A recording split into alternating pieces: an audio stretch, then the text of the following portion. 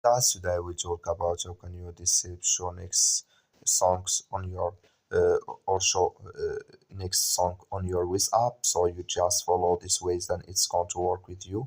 All you have to do in the first, just go here above this sign, click on it. So then it's going to take you to this list. It's going to show for you like this here.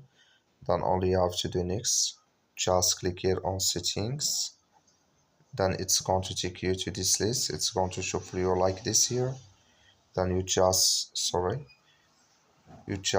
down here until you will find your audio player. Just click on it. Eh, sorry, you will find their audio player. Click on it here. Then it's going to take you to this list. You will find their show next song. Click in this sign or this color. Like you see color, it's gone. That's means show next song disable with us now.